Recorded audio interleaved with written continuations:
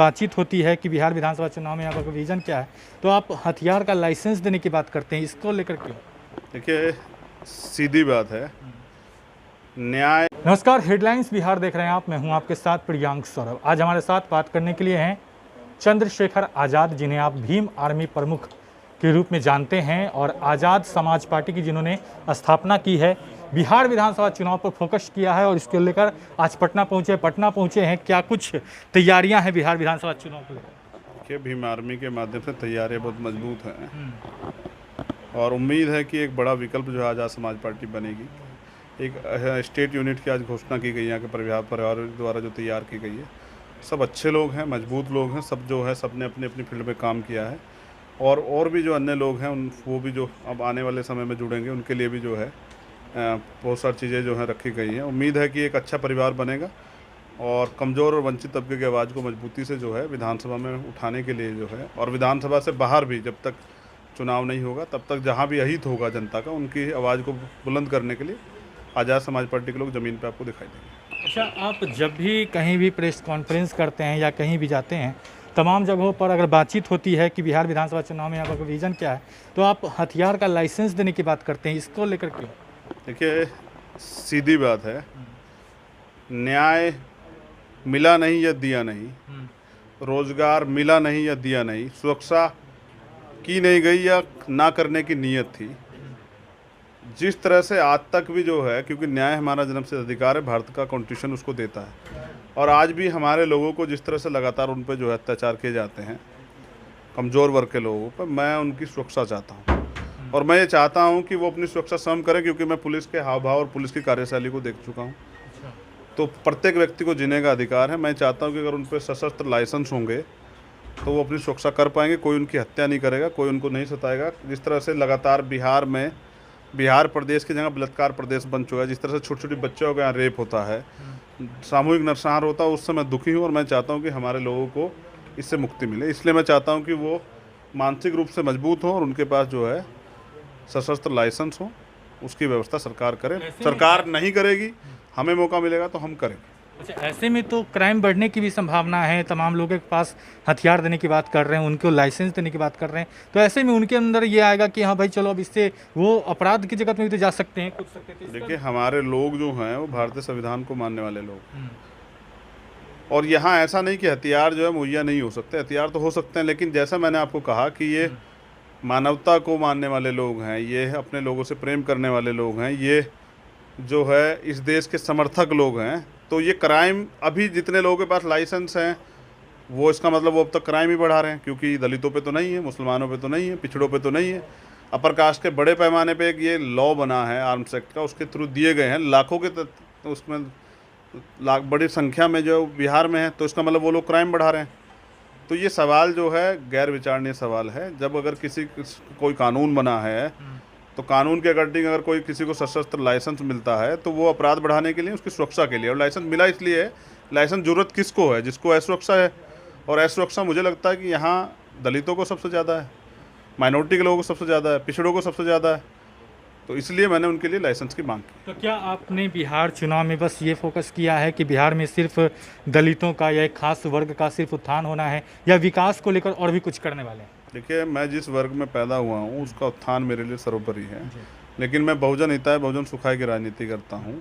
मेरी लड़ाई किसी जाति धर्म से नहीं है। लेकिन जो लोग मुख्य धारा से अब तक भी अछूते हैं, लोकतंत्र को अगर मैं अपनी भाषा में परिभाषित करूँ तो लोकतंत्र बहुमत की सत्ता का नाम है। जिनके पास ज़्यादा वोट होता है उनकी सरकार होती है। वोट यहाँ बहुजन समाज के पास है, इस देश के दलितों के पास है, पिछड़ों के पास है, मुसलमानों के पास है, अन्य धार्मिक अल्पसंख्यकों के पास, आदिवासियों के पास है, लेकिन वो सरकार में नहीं है। वो आज भी जो है पीछे खड़े हुए हैं और वो अपने अधिकारों के लिए किसी न किसी पे आश्रित है। और मैं चाहता हूँ कि वो लोग सत्ता में आए और सत्ता में आके अपने लोगों के हित के लिए कार्य करें। उनको भी मौका मिले नीतियाँ बनाने का, क्योंकि आज तक हम लोग कहीं हैं ही नहीं। आप अगर एक बड़ी लाइन उठा के देखेंगे, चाहे वो प्रमुख सचिव हों या यूनिवर्सिटियों के चांसलर हों या जितने आईएएस हैं, आईपीएस हैं, जिनको आज मौजूदा पदों पर बिठाया गया है, आप उठा के देखिए, आपको पता लगेगा कि उसमें दलितों की, पिछड़ों की, धार्मिक अल्पसंख्यकों की इस जो प्रतिनिधित्व वो शून्य है या माइनस में है, या ये अगर है भी तो 1, 2 या 3 या 4%, वो भी 4th क्लास में। तो ऐसा क्यों है? ऐसा इसलिए है क्योंकि जो लोग आज तक सत्ता में, उनकी नीयत नहीं रही कि ये वर्ग भी आगे बढ़े। उनकी नीयत की वजह से देश पीछे है। और उम्मीद है कि अगर एक अच्छी सोच वाली सरकार बनती है, जो एक अच्छा समाज चाहती है, तो मुझे लगता है कि सबका हित होगा। महिलाएं किसी जाति धर्म की हो, उनको सुरक्षा की भावना महसूस होगी। और जब व्यक्ति अपने आप को, कोई भी किसी भी धर्म जाति व्यक्ति जब अपने आप को सुरक्षित महसूस करेगा, तो वो अपना संपूर्ण जो है अपने कार्य में दे पाएगा। और उम्मीद है कि एक अच्छा खुशहाल देश बनेगा। चंद्रशेखर जी, आप बिहार आए हैं। बिहार के भी करीब 1.5 दर्जन जिले जो हैं वह बाढ़ से ग्रस्त हैं। उसके अलावे बिहार में कोरोना की भी स्थिति जो है वह काफ़ी भयावह हो गई। इन सब को लेकर क्या कहेंगे? बिहार सरकार के कामों को किस नज़रिए से देखते हैं? अब दोनों फेलियर तो आपने बता दिए। मैंने ये बात भी कही थी, आपने गौर नहीं किया कि मैंने पार्टी यूनिट की सबसे पहले जिम्मेदारी ये लगाई, चाहे वो आज़ाद समाज पार्टी की यूनिट की हो या भीम आर्मी की। अब आपका सबसे पहला काम ये रहेगा कि जो बाढ़ग्रस्त क्षेत्र हैं उनमें जाके जो है जो भी समस्याएं वहाँ जनमानस को है, उसमें आप जो भी भागीदारी अदा करके जो उनकी मदद कर सकें, सबसे पहले ये काम करें। आपने कोरोना की बात करी, तो अगर कोरोना यहाँ फैल रहा है तो आम आदमी तो सरकार की बात मान रहे हैं, लॉकडाउन से लेकर सब चीज़ें। तो सरकार अपनी मर्जी से जो है सब चीज़ें कर रही है, उसके बाद फेल हो रहा है, तो ये सरकार का फेलियर है। अगर कानून का राज स्थापित नहीं रही, ये भी सरकार का फेलियर है।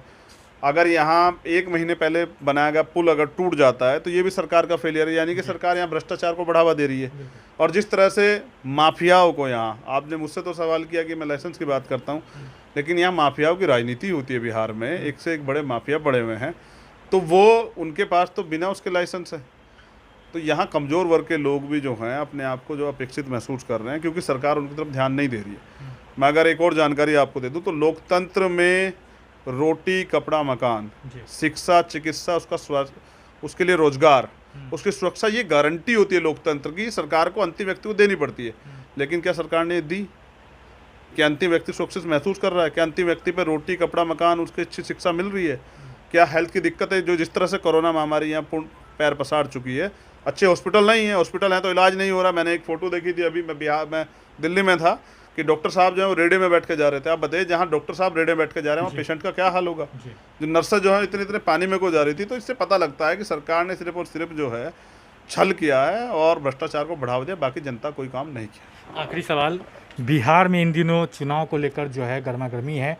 ऐसे में बार बार लोग ये कह रहे हैं कि क्या सही समय पर चुनाव होना चाहिए? नहीं, तमाम पार्टी का अलग अलग विचार है। आप क्या चाहते हैं, सही समय पर चुनाव हो या चुनाव को फिलहाल टाल देना चाहिए? देखिए, जो बड़ी समस्या है और अगर जनता सरकार है वो जनहित के लिए होती है, तो जनहित का सबसे बड़ा मुद्दा भी बाढ़ग्रस्त क्षेत्र है। लाखों लोग पलायन कर चुके हैं, लाखों लोग बेघर हो चुके हैं।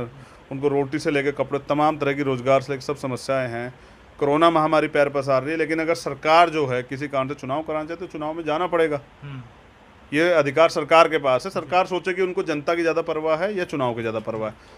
जब भी चुनाव होगा तब चुनाव में जाया जाएगा।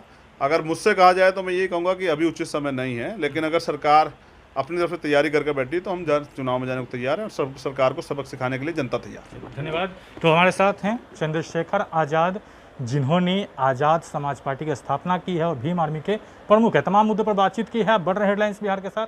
अगर आपने अब तक हमारे चैनल को सब्सक्राइब नहीं किया तो जल्द सब्सक्राइब कर लें।